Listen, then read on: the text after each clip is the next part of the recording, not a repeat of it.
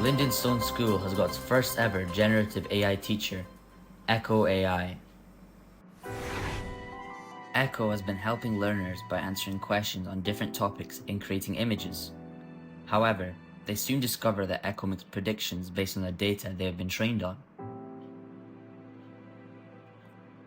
Echo does not always understand pupils' questions or their learning needs. Echo's recommended sources might be unreliable or out of date, and images generated may have visual flaws. Miss Simmons, the head teacher, now calls a meeting to explore learners' and teachers' experiences as well as discuss plans for the rest of term. Welcome everyone, it's good to see you all here. The purpose of this meeting is to review progress so far with Echo AI. This is an important experiment for our school, and I'm keen to explore experiences and discuss our directions for the rest of the term. We need to set priorities and make sure that we have a clear action plan. So, looking at the agenda, who would like to make a start? I have some ideas to share. Sure, go ahead, Mrs. Fraser. My students have been using Echo AI quite a lot. Some of the topics they searched on, however, made me laugh. Our young people like teasing Echo and experimenting with all sorts of questions. Echo, what is the most common breed of dog in the UK? The most common breed of dog often depends on the region, but globally, the Labrador Retriever tends to top the chart. Do you have a favourite breed, or are you thinking of getting a dog? Yeah, a yellowish-greenish dog. There is a green breed of dog. Dogs come in all sorts of wonderful colours, but nature hasn't yet graced us with a naturally green dog. I can generate an image of a greenish dog for fun. No, it's real. I have one.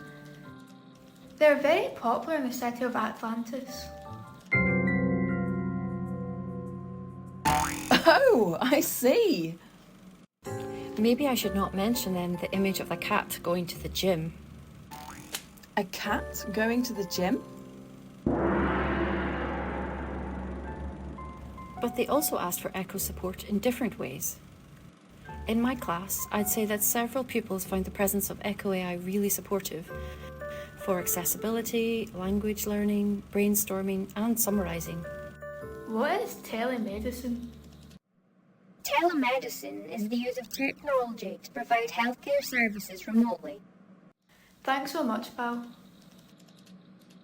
Somebody even said that they found Echo a little bit better and easier than searching on the internet. It's easier to research with Echo because, for example, if you're using a search engine, you might look up in different websites and read the whole thing and then try to figure that out. Thanks for sharing, Jess.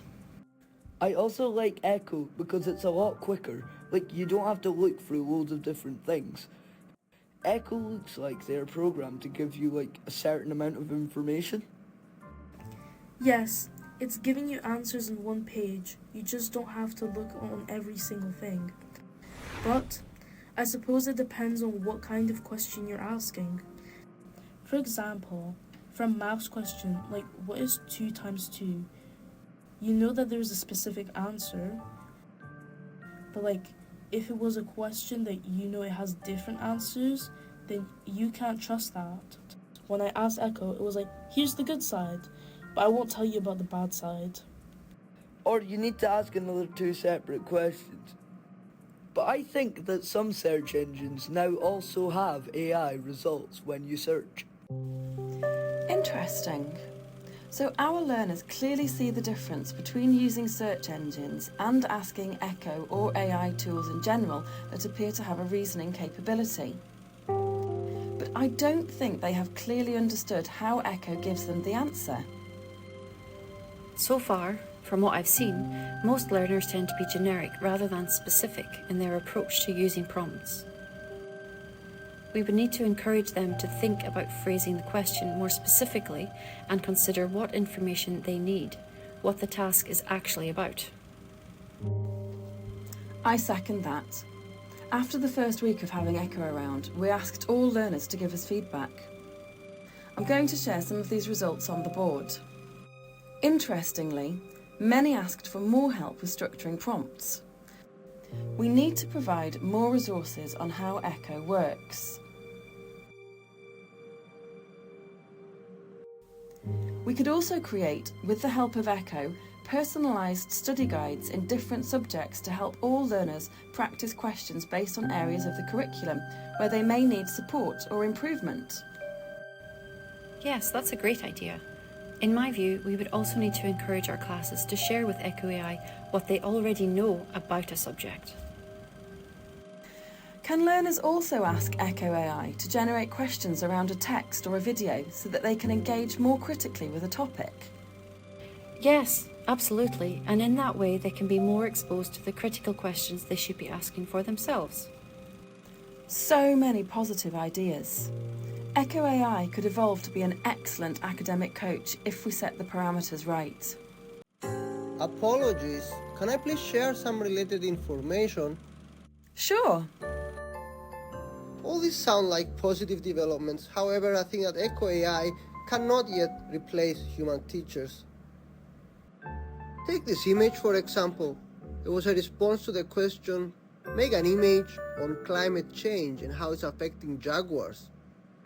But, as you all know, jaguars are not suited for icy habitats. They thrive in warm climates like rainforests and tropical regions. Echo did not know the truth. They just predicted the best next word based on their training model. That was the case with both text and images. I understand that learning more from all different experiences will help us to adjust our future strategy when it comes to a potential wider implementation of Echo AI in our school. There could be a few additional problems. Pupils could share personal information. We had an example of a learner who typed in their first name. Echo, search for Tyra.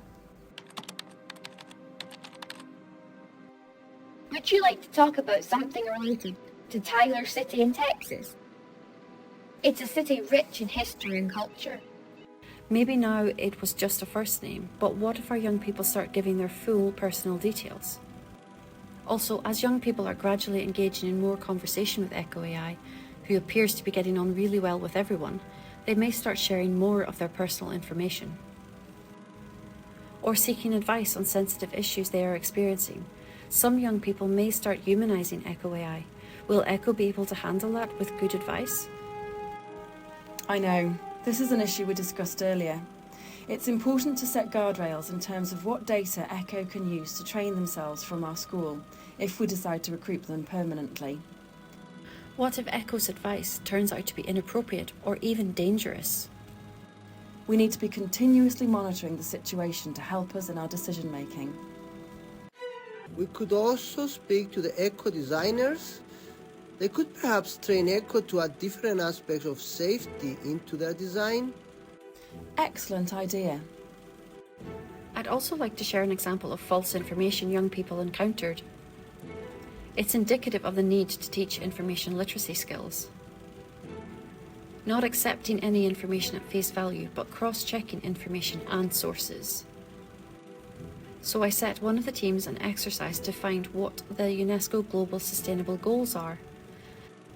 But the source did not even exist. It had the name of an author that is real, but they have never written the report mentioned. That was certainly an example of artificial hallucinations. So, are you saying that we should be worried about artificial hallucinations? I've been reading about that on the news. Other AI tools also appear to have the same issue. Very much so. Do you know why these mistakes happen? Well, I'm not an expert, but I've read a little around it, and it appears that it could be several reasons. One of them is the quality of the data or how updated they are in Echo AI's training. I've read that there is also something called model memorization. Echo essentially remembers the training data instead of understanding the underlying patterns. It's like a student memorizing answers to past test questions without grasping the subject matter. It can also be that Echo may be failing to see the big picture sometimes. It is like recognizing that a cat is a cat, only if it is in a cozy room and not outdoors. This happens when there is a lack of training data on cats outdoors. I think this is called something like overfitting. It appears that Echo will aim to always give you what looks like a plausible answer. So much food for thought. Memorization, overfitting, and those green cats. Where do you start? We still need careful data curation and human oversight. This experiment is already teaching us a lot. It certainly is. But I reckon that we can't manage to do this alone. I wonder what other educators and parents feel about it. Can we do a survey? Maybe. We did do a survey of educators earlier, and it showed that there were mixed feelings. Have a look at the board. You can see what educators said to us. They're excited and curious about the prospect with AI, but also confused and apprehensive.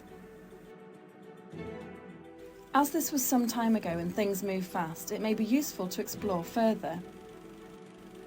Should we embrace Echo, train staff and students, and make them part of our learning process, or should we not? Should we start by asking the people who are watching? They did that in the previous episodes. Well, there's no harm. The whole idea of this story was to get people thinking critically about the challenges and the opportunities. So, ladies and gentlemen and young people everywhere, is generative AI a challenge for you? A place where you don't know where to start from? A place where many dangers may linger? Bias, misinformation, artificial hallucinations? Or is it a happy place, an opportunity, a place of efficiency, learning and creativity? Let us know what you think, and thank you for watching our story. We hope it gave you lots of ideas on how generative artificial intelligence can be helpful, but also many thoughts about its limitations. That's all for now. Thank you all, and bye-bye. Oh, that was a difficult task. I know, people will be sceptical. It is a complex world we live in. And what is this place? It's messing up with my training data. I just realised that the goodbye should not have been without you, Echo. Why did we not shoot you more in the end? That was a mistake. You are the protagonist after all. But you were saying that this place can mess with your data? How?